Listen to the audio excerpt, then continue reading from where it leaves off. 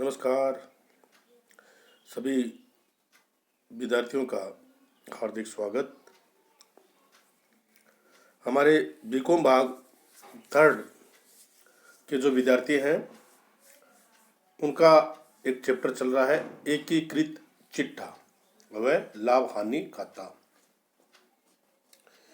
एकीकृत चिट्ठा व लाभ हानि खाते में जब हम प्रैक्टिकल क्वेश्चंस के बारे में बातचीत करेंगे तो एक समायोजन आपको करना होता है जिसमें सहायक कंपनी की स्थायी संपत्तियों का पुनः मूल्यांकन। स्थायी संपत्ति होती है सहायक कंपनी की, उसका पुनः मूल्यांकन किस प्रकार से किया जाता है इसके बारे में बातचीत करेंगे आज। तो सभी विद्यार्थी पूरा ध्यान से सुनेंगे और समझेंगे, क्योंकि ये समायोजन लगभग हर आपका जो क्वेश्चन होगा उसमें आएगा जरूर। तो शुरू करते हैं। सहायक कंपनी की स्थायी संपत्तियों का पुनः मूल्यांकन। अब ये भी जरूरी है कि सहायक कंपनी कौन सी होती है और सूत्रधारी कंपनी कौन सी होती है। पहले के जो वीडियो थे उसमें मैंने बता भी दिया था, लेकिन एक बार फिर आपको बता देते हैं। सूत्रधारी कंपनी वह कंपनी होती है जो दूसरी कंपनी में विनियोग करती है और विनियोग करने के बाद अगर उसका शेयर 50% से ज्यादा हो जाएगा तो उस पर आधिपत्य सूत्रधारी कंपनी का हो जाएगा। यह पूर्ण रूप से वह कंपनी को क्रय कर लेती है तो दोनों कंपनियों की एक साथ बैलेंस शीट और लाभ हानि खाता बनाया जाता है। इसलिए जिस कंपनी ने दूसरी कंपनी में इन्वेस्टमेंट कर रखा है वो होल्डिंग कंपनी होती है, सूत्रधारी कंपनी होती है, और जिस कंपनी में इन्वेस्टमेंट किया है वो सहायक कंपनी होती है। सूत्रधारी कंपनी है वो एकीकृत बैलेंस शीट तैयार करती है।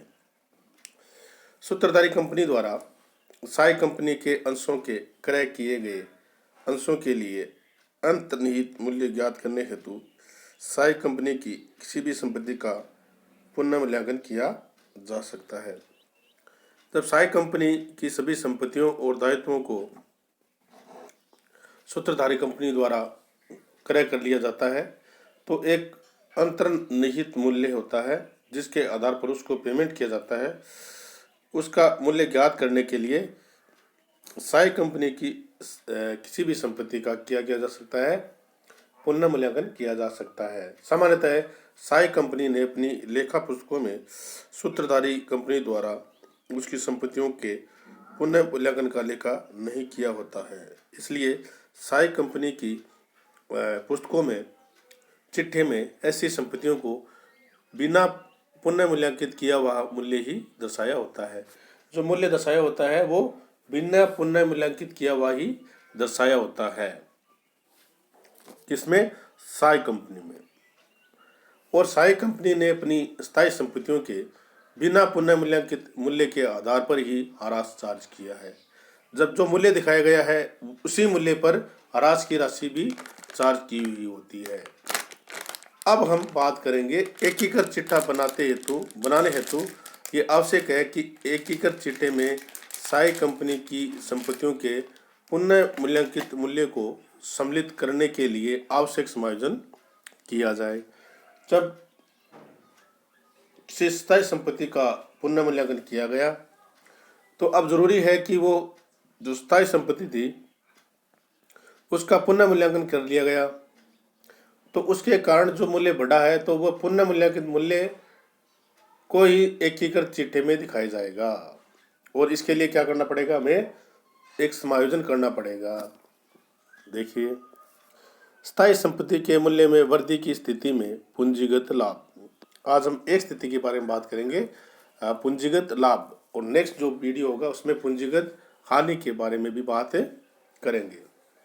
स्थायी संपत्ति के मूल्य में वृद्धि की स्थिति में पूंजीगत लाभ। यदि सूत्रधारी कंपनी ने साई कंपनी के अंश क्रय करने की तिथि को अथवा उसके बाद की किसी तिथि को साई कंपनी की किसी स्थायी संपत्ति का पुनः मूल्यांकित मूल्य स्थायी संपत्ति के पुनः मूल्यांकन की तिथि के पुस्तक मूल्य से अधिक लगाया है तो एकीकृत चिट्ठा तैयार करते समय हमें निम्नलिखित कार्य करने होंगे। जिस तिथि को सूत्रधारी कंपनी ने साई कंपनी को अधिग्रहित कर लिया है, उस तिथि को अगर किसी संपत्ति को पुनः मूल्यांकित किया है तो उस पुनः मूल्यांकित मूल्य को एकीकृत चिट्ठे में शामिल करने के लिए हमें कुछ कार्य करने होंगे। वो कार्य निम्नलिखित है। जैसे नंबर 1, एकीकृत चिट्ठा तैयार करने हेतु उस संपत्ति के मूल्य को उस संपत्ति के मूल्य के परिमूल्यांकन की तिथि से पुनः मूल्यांकन से हुई वृद्धि की राशि से बढ़ा दिया जाएगा। जैसे मान लीजिए पहले मूल्य था 50,000 और पुनः मूल्यांकन हो गया उसका 60,000 पर, तो अब कितने में दिखाएंगे? 60,000 पर दिखाएंगे। और इस वृद्धि पर पुनः मूल्यांकन करने की तिथि अंश अधिग्रहण करने की तिथि होती है। पुनः मूल्यांकन कब किया जाता है? जब अंशों का अधिग्रहण किया जाता है, उस समय पुनः मूल्यांकन की तिथि मानी जाती है। परंतु एक बात और ध्यान रखना है कि उस तिथि को पुनः मूल्यांकित किया था उसके बाद उस पर डेप्रिसिएशन भी चार्ज किया जाएगा। अतः अंश अधिग्रहण की तिथि के पश्चात की अवधि से संबंधित अतिरिक्त मूल्य ह्रास चार्ज होने के कारण साई कंपनी के अंश अधिग्रहण के पश्चात के लाभों में से अतिरिक्त मूल्य ह्रास चार्ज होने के कारण साई कंपनी के अंश अधिग्रहण के पश्चात की अवधि के लाभों में से अतिरिक्त मूल्य ह्रास चार्ज करने के पश्चात परिकलित किए जाएंगे। पुनः मूल्यांकित कर दिया। अब नेक्स्ट जब बैलेंस शीट हम तैयार करेंगे उस तिथि तक उसका एडिशनल डेप्रिसिएशन चार्ज करेंगे और एडिशनल डेप्रिसिएशन अंश अधिग्रहण की तिथि के बाद के जो प्रॉफिट है उसमें से लेस करेंगे। नंबर 2, पुनः मूल्यांकन से स्थायी संपत्ति के मूल्य में जितनी वृद्धि हुई है उसे पूंजीगत लाभ के रूप में शुद्ध संपत्ति जिसे नेटवर्थ बोलते हैं में जोड़ा जाएगा। इस प्रकार साई कंपनी की शुद्ध कीमत में वृद्धि से अल्पसंख्यक अंशधारियों के हित में भी अनुपातिक वृद्धि हो जाएगी। अल्पसंख्यक का मीनिंग भी आपको आना चाहिए। अल्पसंख्यक का मीनिंग ये होता है जैसे एक कंपनी है और उसमें 100% हिस्सेदारी अगर होती है तो कोई अल्पसंख्यक नहीं होगा, लेकिन अगर 60% 70% हिस्सेदारी है तो रिमेनिंग जो पार्ट्स है 30% या 40% वो होता है अल्पसंख्यक अंशधारी। तो उसके हिस्से में भी अनुपातिक रूप से वृद्धि हो जाएगी। लेकिन साथ ही इस वृद्धि के कारण जितना अतिरिक्त मूल्य ह्रास अब अपलिखित किया गया है उसे अनुपातिक हिस्से से अल्पसंख्यक अंशधारियों के हित में भी कमी हो जाएगी।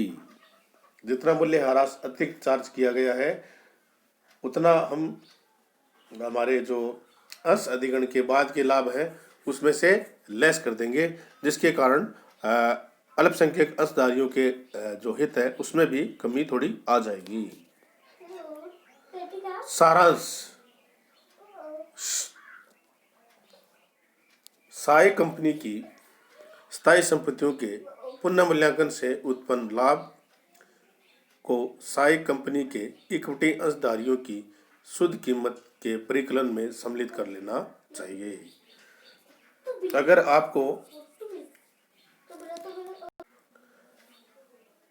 शुद्ध कीमत में सम्मिलित कर लेना चाहिए। पुनः मूल्यांकन के कारण लाभ उत्पन्न हुआ है तो हमें उसको नेट वर्थ में शामिल कर लेना चाहिए। और पुनः मूल्यांकन के कारण चार्ज होने वाले अतिरिक्त ह्रास पुनः मूल्यांकन की तिथि के पश्चात के सहायक कंपनी के लाभों में से चार्ज किया जाना चाहिए। इतना लाभ हमें उसके लाभों में से चार्ज करना चाहिए। किसका, कौन सा, पोस्ट एक्विजिशन प्रॉफिट में से उसको चार्ज करना चाहिए। ऐसा करने से ख्याति, गुडविल, पूंजीगत लाभ, कैपिटल रिजर्व, एकीकृत लाभ की राशि, consolidated profit and minority share of interest में स्वतः समायोजन हो जाएगा तथा इनका प्रत्यक्ष समायोजन करने की आवश्यकता नहीं होगी। ये सारा रूप से बात ही है। दो आपको ट्रांजैक्शन करने होंगे कि पुनः मूल्यांकन के कारण कितना लाभ हुआ है उसे हम नेटवर्थ में जोड़ देंगे और जो वृद्धि हुई है उसको कितना एडिशनल डेप्रिसिएशन है उसको हम एकीकृत लाभ जो अस अधिग्रहण के बाद का जो लाभ है उसमें से कम कर देंगे और अस अधिग्रहण के लाभ में से कम करने के बाद ही उसको शेयर में डिवाइड करेंगे। ये करने के बाद आपकी ख्याति, पूंजीगत लाभ, एकीकृत लाभ की राशि अलग अंशधारियों के हित में स्वतः समायोजन हो जाएगा तथा इनका प्रत्यक्ष समायोजन करने की आवश्यकता नहीं होगी। थैंक्स। सभी विद्यार्थियों का बहुत बहुत धन्यवाद। और सभी विद्यार्थी इस वीडियो को जरूर देखें। देखने में आया है कि अधिकतर विद्यार्थी ज़्यादा ध्यान नहीं दे रहे हैं तो उनको बहुत सा नुकसान हो जाएगा, क्योंकि जब तक कोरोना काल चल रहा है तब तक आपको ऑनलाइन स्टडी पर ही डिपेंड रहना होगा और ऑफलाइन स्टडी कब होगी इसका अभी तक कोई अनुमान नहीं है। तो पूरा ध्यान दें और अपनी स्टडी को कंटिन्यू रखें। सभी विद्यार्थियों का एक बार फिर से धन्यवाद। Thank you.